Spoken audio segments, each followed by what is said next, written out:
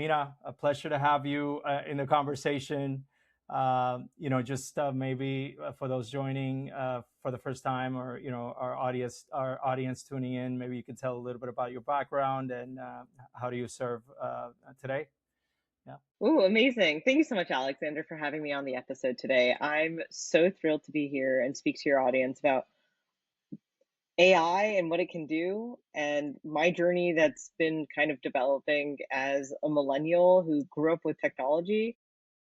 I remember when we went from dial-up to DSL, very exciting times when I was like a little child.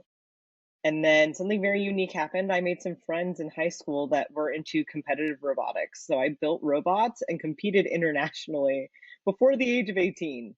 Um, Thank you, Miami-Dade County, for funding an amazing public school that allowed me the opportunity to do that. And we placed 33rd in the world. We were first in the state of Florida, great representation. And it taught me a lot of the skills I needed today to actually navigate what is software, what is hardware, how does the human or the user interface with it, right? We're not talking AI, we're just utilization of a technology and a tool.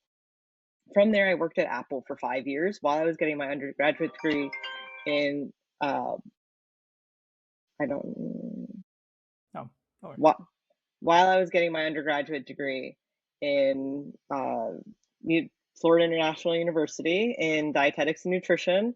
I worked at Apple at the same time, part-time employee, and that's where I really learned what does it take to do sales, what does it take to understand tech, customer service, customer support, once again, hardware versus software. What are the issues? Where are user errors? Where is software not doing what we're wanting it to do? And still not in the realm of AI, but I've not only had the taste of technology at this point, I've lived it. I love it. It's part of my core DNA at this point. But at the age of 9, I decided that I want to be a dentist. For better or for worse, here we did it. I got there, and then I realized that dentistry is not as modernized as the actual relative world. And there's a reason for this. Why? Because if you want to take care of patients, the care and the treatment needs to be consistent. And if you're constantly innovating every 3 months, you can assure that there hasn't been enough time to understand what's going to happen to these patients because of a new treatment that we have. So having a little bit of lag time in technology development in medicine is a good thing because humans don't update as fast as software does. So this is a good thing. Knowing and understanding technology versus humans because of now my dental training, right? I finished my undergraduate degree. I understand the power of food science. I value and acknowledge the impact that technology can have in our daily lives. And now I've gone to dental school. I see this amazing opportunity for tech and dentistry to merge, but I am a new graduate and I'm ready to make some money because dental school is expensive. But a little thing happened called COVID, which freed up a lot of my time to go exploring in the world when AI started to become a topic that was valuable again. And I say it like that because actually AI has been in existence and a technology since the 1950s. And a lot of people don't know this. We actually had artificial intelligence cars in the 80s, but we don't talk about that. mm-hmm. Yeah. Yeah. AI became a really bad word in the early 2000s.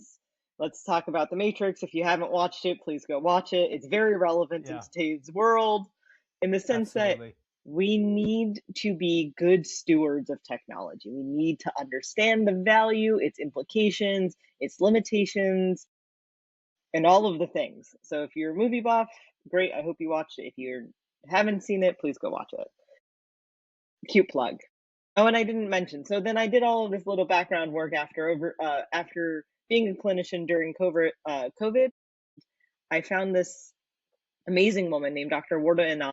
I read her article in a magazine and boldly just emailed her and said, "I think you need my help." She's the CEO of a company called Overjet, which is one of the first and now leading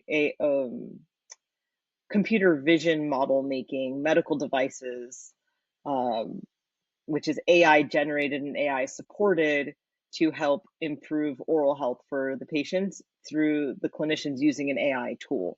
And that's a very long way to say, if you've ever looked at the black and white image that your dentist is looking at and they say you have a cavity, Now what we do is we annotate over it, segment the areas of concern and disease that need to be reviewed by the doctor, so that way it it's visible to both the doctor, and they might use it to communicate with their patients. And I've been doing that for about the last 5 years. Amazing. Well, quite the story, Mina. I'll tell you. I read a little bit about your background, like I mentioned before. I noted, from what you're telling us, it wasn't really a straight line into dentistry. Your path, obviously, you took a very strong interest to technology when you were young. I think that you went into dietetics and nutrition, right, prior to jumping into dentistry. Uh, what was did you have a prior original vision, jumping into some of these sectors? That what caught your Oh, passion, and maybe what pivot you into dentistry? I decided at 9 I was going to be a dentist. So, full disclosure. How I was going to get there, I had no idea. But I'm one of these people that believes in carpe diem and really take the opportunities that show up in your life, take them, because that's what luck is, right? Luck is being prepared and the intersection of some new thing showing up for you. Um, and dietetics, I didn't know what I wanted my major to be in. I'm the child of immigrants. They just said, please get a degree. They didn't have any idea of what to guide me into doing. When I told them I wanted to be a doctor, they were like, fabulous, please continue. Uh, but they didn't know I had to get a bachelor's degree and what that meant. So one night I sat there with my mom. I said, Mom, we have to go through the major list. I actually have to pick a major. I have to graduate with something. And we went through the list, and the only one I actually said maybe to that was interesting to me was dietetics and nutrition, because I love food. And Uh-huh. if you think about it, food is an art and a science. It's chemistry, it's physics, because if you understand the kinetic energy, the momentum, like convection cooking versus induction cooking, that's just cooking methods. And then you understand, well, if you have this chemical compound, how does it get released from the food this way? Food is medicine, all of these Yeah. different things. And that's why it just felt like it needed to be part of who I am. And it also allowed me to do some really cool experiences that I didn't think was possible. Like, I've cooked with Emeril Lagasse, I've cooked with Martha Stewart, um, I've worked the Wine and Food Festival in Miami, and all of these little experiences impact the way I look at the world, help me understand what are the parallels, what do industries need from one perspective to the next, because the reality is technology touches everyone, whether we know it, whether we like it or not, right? Hospitality uses AI. Your phone, if you own a phone, you've been touching AI. It's just whether you like it or not. Yeah. Or Yeah. someone has It's like called you you with said, a spam bot that's AI, right? Like, you just don't right? know.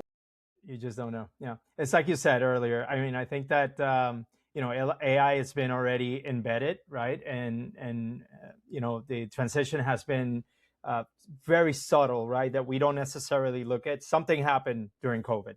I don't know what happened, but that COVID changed the world. It's hard to see it in hindsight yet, but I'm at that age where I saw the I don't want to say the invention of computer, but when I was in school, there was no computers yet, right? I remember still I think it was a Texas Instrument, my first computer, which was a very primitive thing, and moving into the .com and transitioning into social media, right?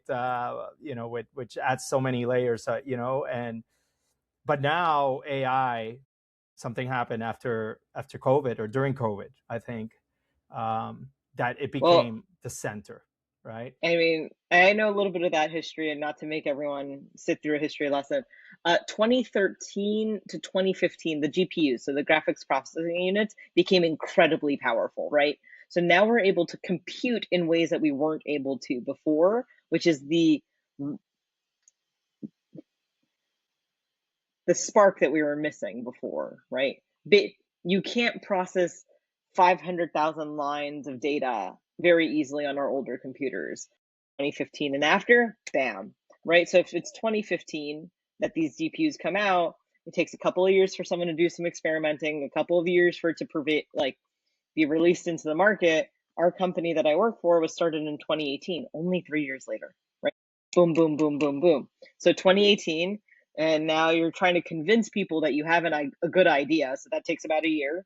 And then, we didn't know 2020 was going to happen, but it did. And that's kind of it. But all the other AIs, AI doesn't have to be sentient. It's a tool doing a thing that a human would do without our Right. without our touch. Exactly. Right. Right. That we can step away from those, tasks and let a machine Right. kind of handle in a way, and can do it probably quicker, identify patterns, faster. Yes. Yeah, exactly. Would you say, and I mean, I kind of steer the conversation this way because you probably have a lot of context and can reference it, but do we owe this huge advancement to, let's say, companies like Nvidia? I mean, was their design and chip really what has brought the edge, or would you say this was bound to happen? Somebody would have had to become the pioneer at some point. Was this a race everybody was having, or I mean, there in aren't that your eyes, many right? there aren't that many chip producers in the world, right? There just Not too aren't. many, There's a not hand. too many. There are Yeah, not too many. Um, yeah, this is the history does repeat itself, whether people care to believe it or not. This is the automotive race. This is the race to the moon. It's all the same thing. It just different people, different companies, different groups, different countries. Um, Computers came out, internet came out. The United States was most primed to do it just because of our infrastructure and how much we love the new shiny things. That was it. I mean, Silicon Valley is Silicon Valley for a reason. right, exactly, right. Somebody was going to come up with it, no matter what. The race was on. Yeah, the race was The on. race was on. We kind of knew where we were going. Yeah. Um, well, what made your decision to kind of jump into an AI startup? Ooh. How did that happen? Like I mentioned, this technology background that I had, and I saw that there was a gap in dentistry, right? It was just this kind of natural calling for me that, hey, this is like you've prepared the last 10 years of your life for this. It's kind of time. I might not have a PhD in data science. I might not be a computer scientist that writes models, but I have something that they don't have, which is I have the background in dentistry and I'm as close to the end user that they'll be ever have access to. And you know what? I'm an early adopter. I'm an innovator in the sense that I can process this information, digest it, and give it back to the data scientists in a way that they'll be able to make a better model and a more informed model because of my input. Let's go back to the movies. Man versus machine is real, right? And it's never intentional, right? We build models, we build all of these algorithms. I don't think anyone was really hoping that, the automated self-driving was going to kill people, but it does, right? Because there's a limitation in the way product development happens is that you can't prepare for everything that's going to go wrong, right? But the more you have people who test and retest and inform and give guidance, that's how these things get better. And from my moral and ethical standpoint, I'd like to believe that I like to follow the guidelines set by the American Dental Association, and I understand what evidence-based science is. And I told myself, I think I need to be at the table because otherwise I'll be on the table. And Hmm. knowing and having this background just kind of lends itself to I need to be able to communicate this. This is my calling because Yeah. otherwise I don't know. I want to guide people to use this in a very discerning way. Don't just always believe it. Understand what is the information that it's giving me. What do I know that it doesn't have that it can make the right decision? Right. Very important point, and maybe we can kind of dissect that a little bit, right? How does that process look for you, right? And when you coach people to tool them, right? What are the how do you conscience the people that are using some of these products to say, wait a minute, it's beautiful, it's great, but you have a role, you have a responsibility as well, right, to be able to kind of break this down. um, I mean, is this part of the sales process itself? Is this part of really educating, people and to understand the technology? How's that process look for Ooh, you? I like talking in parallels, things that are going to be digestible for this audience, right? Hmm. Every time we make a purchase, every time we make a decision, we internally and unconsciously have a decision making process in our minds. We pick Hmm. something up, we look at the way it feels, we look at does it move, is it smooth, is it textured, does it feel good? Whether you're choosing to eat something off of a menu, you look at the reviews. You have this designed unconscious process in your mind. Because of the way that my brain works, think of it as a very conscious and deliberate action. And I sit here and I love when you go through dietetics training. One of the things they tell you to do is, if your grandma can't understand the ingredient on the ingredients list, you probably shouldn't be eating it. What do I do when it comes to AI, and especially in my field of like medicine and dentistry, is if we're always trying to modernize dentistry and modernize medicine, but if the clinician of the past does not find that, like, what is the clinician of the past going to be able to do that I can't do because of this technology? Which means they are great diagnosticians. That means I must remain a great diagnostician. Watch this. If you're a driver, a self-driving car, you better still know how to drive. The Right. moment, the It's a moment you take your eyes off the road, the moment you become liable. You great analogy. Yeah. The inherent trust that we start giving these technologies just because they've proven true a couple times means that we've now given it an opportunity to take over, and the failure will be even astronomical because of it. Right? The moment you take your eyes off, it doesn't see the pothole, boom, it hits something and Right. catches fire. Or Yeah. we don't even have to go that grave. Like when you walk away from your toaster, like there's a reason you shouldn't walk away from your toaster sometimes. It does the job Right. most of the time, but maybe you put the bread in the wrong way and it touched That it the got element. Now stuck. you got to fire. Like Yeah. it doesn't have to be AI. It's always about, maybe this is medical training and it's a worst case scenario training, but you're always aware of what is going to possibly go wrong. And that's where my value add is as a human. Because you know what? It can't, the technologies can't do it. We have something that's called a prefrontal cortex. We create context. We understand things outside of the 2 plus 2 is 4. Well, 2 plus 2 is 4, and I say now multiply by 2 is 8. Like that's an order of operations that the algorithm has to follow. But as a human, I can say, well, what is the value of me doing this? Do I need to do this step or do I not need to do this step? The poor Waymos. Have you ever watched a Waymo? You want to cry. Yeah. I went to It Austin the panics. other day. Yes, for sure. Yeah. Like I love the idea of a Waymo. I think it's kind of cool. However, the reality is that it sometimes is just going to fail you. It's going to make your life a living hell because it panics. There's a car in front of it. It just stops. You know what? It doesn't understand if you're in danger. I'm not going to go into the grave story. If you want to go Google it, someone go Google it.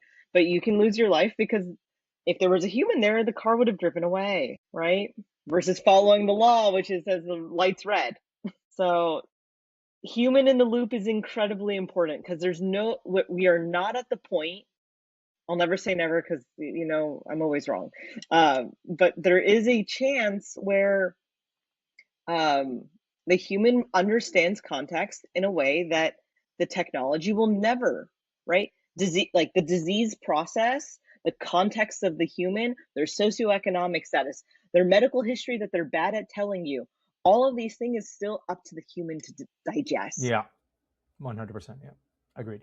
And I think that with your statements and everything you're saying right now, you can kind of brush out a lot of these myths that people have. And I think the biggest myth that people have right now is that, wow, AI is going to take my job. Like every technology that rolls over, there's going to be a lot of fear around it. What that sometimes, and I think most of the time, I mean, it's been a clean slate is that, technologies actually, bring new sorts of jobs, right? You said it. It's either you jump in or you're in the chopping board. So it's like, let me adopt it, right? You either become, a master of the tool, or you get, let's say, outcasted by the tool. Um, in your field, what would you say uh, AI has made the biggest impacts yet, right? How is it helping the dentistry yet? The most, let's say. It's this computer vision. It's the ability to review and quantify the radiographs in a way that weren't possible before. Mm-hmm. Okay. And So that's where the most of the FDA clearances have been, because um, it's the highest opportunity because it's the most unstructured data, right? And that's what yeah. graphics processing units do, GPU, graphics. And that's what these were designed for. These LLMs that have come out in the last year, year and a half, the chat GPTs, the Claudes, the things like that, those models are built differently. Mm-hmm. And if you think about medicine, medicine is disease identification is not a language. It's Right. a, let me look at this imaging, let me review this test, let me take this other piece of information, and Yeah. together this is so the models we make are medical devices, and it's called clinical decision support, right? So it's a Mm-hmm. class of a medical Yeah. device. There's a lot of details that I don't necessarily know if the entire audience wants to listen to. If you're interested, come find me on LinkedIn. I'd be happy to talk to whoever's interested about it. But yeah, they're not the same thing, right?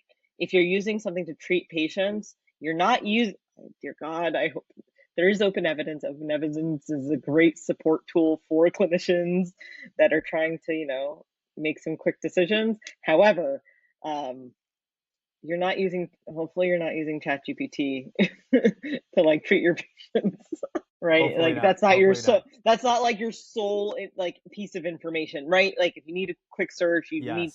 need to gather Correct. data, but you Right. don't blindly make just one assumption, right? Yeah. Yeah. Also, Exactly. data input is so It'll important. Correct. Exactly. Whatever you put in is really what you're going to get out. I think that really it's a tool that it can help you make leaps into, finding, certain solutions, right? But at the end of the day, uh, we still know that it's not perfect. And I think that that's pretty clear, right? When we're especially interacting with these large language models. Um, I think that, part of, you know the the biggest waves of AI is one of those that are, because we know about, I think, robotics. It's been the biggest thematic right now, I think, and we all know that, uh, we talk a lot about, AI as far as large language models, right? Uh, but in medicine, uh, I mean, I still think that we're in the brink of all of a sudden unlocking, all these incredible breakthroughs in medicine, thanks to AI. What is your thought on that? Great. Remember what I said at the beginning. Humans do not update like code does. Mm-hmm. I'm really happy we can create all of this new medicine and do all of the like the algorithmic testing or the model testing to see how it's going to work. But the reality is, once it touches humans, we're not prepared yet. So Yeah. I love the innovation. Let's rush to a good, like the good decisions, right? And then iterate on those versus, oh, I think this might work. And then, hopefully we have less bad trials. So the good, we'll have, Right. I think what this means, we will have more good trials, but I don't want to rush them. We still need to allow the body to adjust to all of this like novelty, right? Um, we don't know what we don't know, and the impact of innovation sometimes is pretty drastic, Yeah. Yeah. Yeah. right? Yeah. Um, part of how you are, working with technology is educating students in technology. Yes. Um, what do you see in students who are growing up with AI tools from day one? Uh, that is different from training older dentists. The new ones just think everything is perfect, right? And that Uh, regrettably, it's not their fault, right? It's an ignorance issue, and ignorance okay. lovingly, right? It's everything has always worked for them, right? You remember a world without computers. I remember a world of dial-up, and like nothing worked. So I constantly had to iterate and fix and figure out the solution, right? It was the nature of my generation that allowed that. I look at my sister who's a Gen Z and I say, you never had to fix anything because it was someone else's job at a company to fix it. So all you ever had to do if it was ever broken was turn it on and turn it off and turn it back on again. Right? Well, you and I had 12 being the AV guy was a full-blown profession. You needed like 2 backpacks. You should have with 17 different cables. The cable would die, the copper would rot, something would happen. Now it's one single HDMI cord, right? Like, how do you cannot, when you iterate and build this quick, the foundational concepts get lost, right? Mm-hmm. Just because you watched a video doesn't mean you now have embodied knowledge, Yeah. experienced knowledge. Some things can be Correct. taught vicariously, other things cannot. If I explain to Wow. you how to drive a car, you cannot drive the car. If I tell you, Interesting. okay, at this revolutions per minute, you're going to shift into first gear. At this revolutions per minute, you're going to shift into second gear. No, absolutely not. I love driving cars. Right. When I learned how to drive stick because I was taught on automatic, I was in my mid Right. to late 20s and I needed to learn because I couldn't afford to get the automatic rental. So I made sure I had Right. someone teach me before I had to go pick it up. And it was tough. Yeah. So this generation really needs to understand that sometimes you need to make difficulty in your life. Sometimes you're going to need to make things, but there's a uncomfortable. Growth Yeah. happens when you're uncomfortable. Take away this, take away the LLM, write something down. How many Gen Zs have written a handwritten card? And I'm not talking like, oh, Wow. happy birthday, can't wait to see you again. Oh my God. I regularly handwrite cards and just Yeah. because cards, because Yeah. I don't want to lose my handwriting. This fine motor skill, we will lose it Yeah. if we don't use it We because our will. bodies are efficient machines. I'm a proponent of do some things the hard way. Don't always order food out. Do you know how to cook for yourself? Mm-hmm. Yeah. Because you know what? What are you going to do if your life changes and you end up somewhere where that doesn't exist? Yeah. Maybe you can't And afford to pay the extra 10, 20, 30, $50 for delivery. yeah. What are you going to do? Yeah.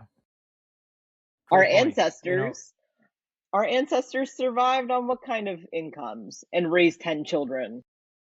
Yeah. Yeah. And sometimes survive from the food that they grew in their backyard, it's a reality, right? And Yeah, now, and I am, yeah, go ahead. yeah. No, but I mean, everything you're saying, you're saying it, but it reveals a lot of, how the world has changed. It's like we went through this phase where there was just a massive leap. And you're talking about very simple concepts, right? And powerful. I mean, the power of writing a handwritten note, right? In the hospitality sector, which is where I come from, like it's incredible, right? And you have a generation that probably have had, there you go, exactly, yeah, powerful, Ask how right, many Gen Zs have gotten a handwritten note from their peers, right, yeah. It's right? all text Do they message. It's even all, know, yeah. do they even know what it feels like? Right. Right? I Yeah. watched Under the Tuscan Sun in the last month, and it was a movie I'd never seen. Most of those experiences are now gone, right? Yeah. And for better or for worse, I was thinking about it, and like I do this with my own brain just because I want to maintain the humanity, right? You're in hospitality, watch this. The things that make your elevated hospitality experience memorable, engaging are all the things we used to do naturally 25 years ago, Yeah, exactly. right? Yeah, If you did it 25 years ago, you apply it in today's market, it's now an elevated experience. it sets you apart. Yeah. It's mind blowing. Like, how many people put one decorative pillow on their bed, right? Just one. How many people have set a table for their friends? And I'm not talking about people whose job and profession is to event plan. I'm talking about, when was the last time you personally have hosted a dinner party, right? And I'm not saying order the food Yeah, in and order put it out. pizza. It's a movie night or whatever. Yeah. Uh-huh. No, I'm not It's talking about that. You cooking. didn't. It's It's cooking those the simple meal and things. It's cooking hosting the meal. Yeah, exactly. because our Yeah. brains need it. I'm Mm-hmm. I'm mortified at what Alzheimer's is going to look like. Oof, wow. And Yeah, like, good I'm point. taking us there because this is a reality. If you don't, when you're no longer valuable to the workforce, what are you going to do? What are you going to do? You need to fill your time with something because the mind will go. So, Yeah. and how do you do it in your Mina, one little one? Yeah, go ahead. yeah, what I was gonna say, do we have, I mean, do we is there a way that we can regain some of that back? Do you see any hope? Because, it seems like we're just going faster and faster into It that, right? I snowballs, mean, right? It it snowballs. snowballs, right? We have Hmm. to, once again, this, I think the the thesis of this conversation for me is be present and be discerning. You have to be able to discern and be engaged in your daily life. Otherwise, time moves forward. The clock is always ticking, right? If you put your life on autopilot because it is efficient and effective, you know what? Your days will run out. Yeah, Your days will finish, and you lived an autopilot life. You right. delegated out your vacation planning, you delegated out your food, you delegated out your planning of your child's first year's birthday, you delegated out all of, like, every single thing. And did you know what? Our mind doesn't register value if we don't spend time, seconds on it. Hmm. And then it becomes like a self disrespect, it becomes loss of identity, it becomes resentment towards self, it becomes depression, it becomes loss of culture. Like, and go ahead. No, I was gonna say, in between that though, I mean, can we re- reimagine a world where then we say, okay, now this is handled for us. Let's go back to interactions. Let's go back to connection. Let's uh let's explore and go on vacation and be a week without technology. Let's be in the jungle for a little bit. Let's listen to, to is can we retrain that? Can we, Alexander, you let's know? do it. Yeah. Hospitality, and this is, I would love to have this conversation. Does summer camp still look like summer camp for kids? I mean, I didn't get to do a summer camp experience because I was a child of immigrants, and Lord knows you would never send your child away from you. But because you know what, as a 30-year-old telling me to go in the woods, having never done it, it would be a mortifying experience. If you've never Yeah. been touched by trees and bush, Yeah. Yeah. and then we need to start The doing it at most the age of natural 2, thing, the most natural thing that in the world becomes alien for us, for sure, or is becoming alien for us. Yeah. right? So Yeah. my call to action here is, let's think about what our grandparents did. What did our great Hmm. grandparents do? And not, we don't have to live like them, but we have to, in honor of everything that they bring, right? This millennia of information that we have, let's not forget it all and say technology is the only thing that we have. Adopt it, let it enhance your life. Give it the things that you like 100% don't like doing, and know it will only do it 80 to 90% as good as you, because if you actually cared, you would do it 100% better than it would, right? You cannot give an AI or a robot or anyone to create this handwritten card experience. like literally the imperfection that is here is what brings soul. Even if you can't write, like you're not good at writing the prose, you're not good at composing the sentences, that's fine. Let the AI do that. Take the time to feel the tactile sense of writing the card. That still brings that back to your brain, that touch. Go touch grass. Mm-hmm. When was the last Yeah. time you touched grass, Alexander? Well, I intentionally do because I know I have to ground. I still hold that aspect of myself, which is stays true to that. And working with AI more and more, I feel like it has to be part of the calendar now. We have to make it a point where we say, okay, I'm walking barefoot in the sand, just getting nurtured from the sun or the water. You have to, at some point, you have to reconnect with the elements. Yeah. And Mm-hmm. nurturing means that there's ugly seaweed that smells like Yeah, crap. exactly. And you Yeah. have to say grateful. I'm still grateful for this experience 100%. Well put. because it's going to smell Yeah. nasty. Yeah. Well put. Absolutely. So here we are. Let's see, because I love the way you're thinking, Mina. It's incredible, right? That you're very visionary, and obviously you're dealing with AI for a while, right? Um, how do you see it? Maybe this is probably it's not related to dentistry or anything like that, but I like to take your take. I love to see your take on this. But how is this going to affect um, let's say the U.S. economy or the global economy? I mean, do you see us going through a crunch? Does you think that there's going to be this compression because of the technology itself? Are things going to change dramatically? Um, how do you see I it? can I can have vision here. I can, but it is by no means a crystal ball. You know why? Because Right, I right, don't of sit in a course. position of power, right?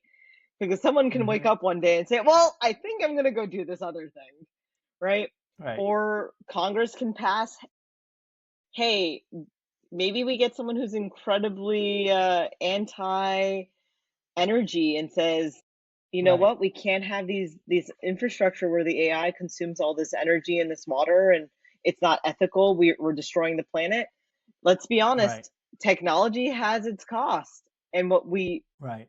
we want ChatGPT to be free, but the reality is how much water is it using? Do you want to Hmm. drink water? Do Correct. you want to have ChatGPT?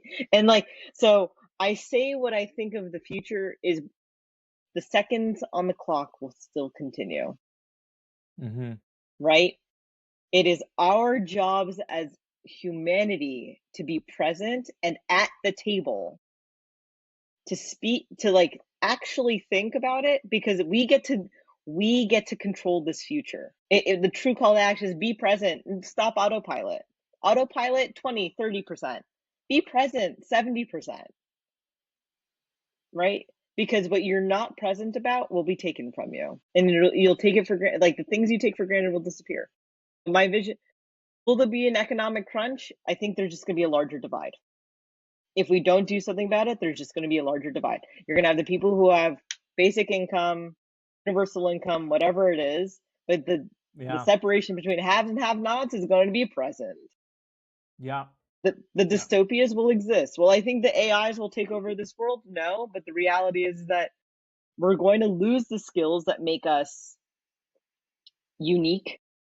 We will converge in what is beautiful. We will converge with what is considered acceptable, because everything will need to be scalable, because we don't have artisans doing 1% work. Soy sauce will not, I mean, if you guys ever want to do random searches in the internet, soy sauce takes like 2 years to make. Like good soy sauce takes a really long time to make.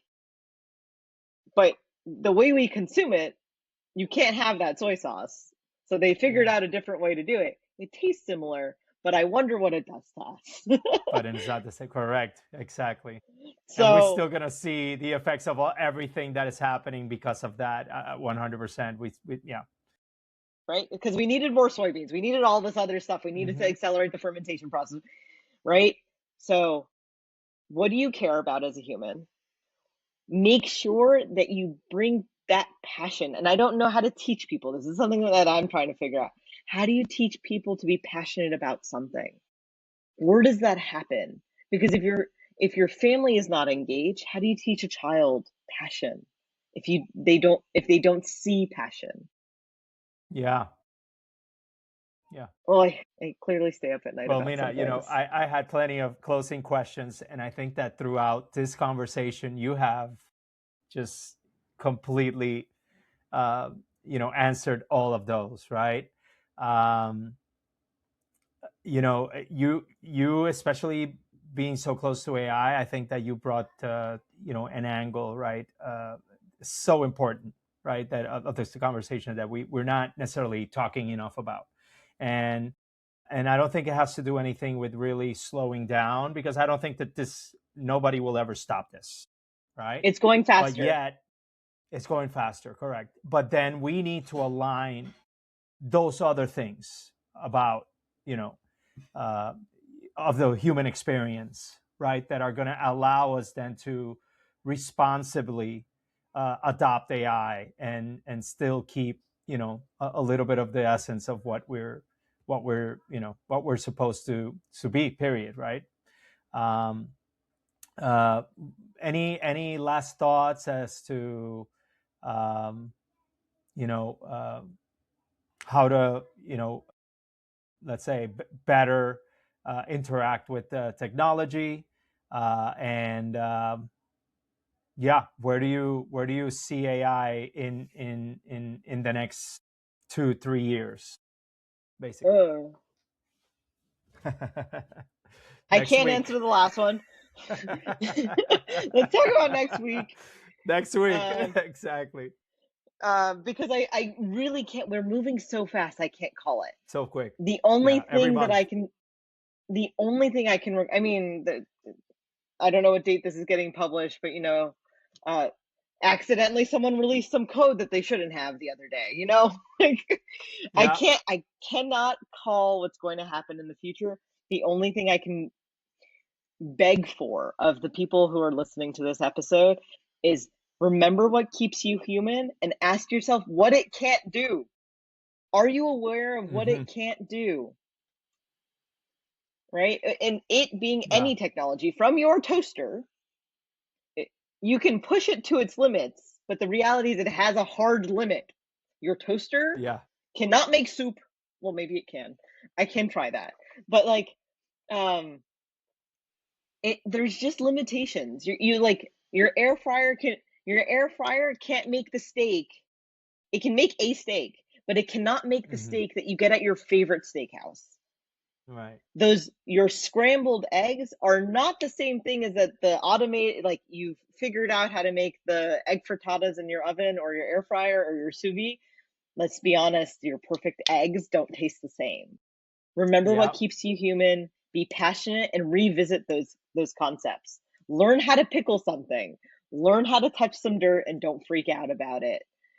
Like, can you grow a strawberry? Have you seen a Venus flytrap eat a fly? Like, do some things. Stare at a leaf. Yeah. Just I love it. do things that are so beautifully human because we live in a technology world. That's it. Awesome. Awesome. Well, Mina, we need to bring you again. Thank you so much. Really, I I'd be appreciate you happy to. It's joining. my true and honest pleasure. Awesome. Awesome. Well, we had fun. And till next time. Till next time. Thanks, Alexander.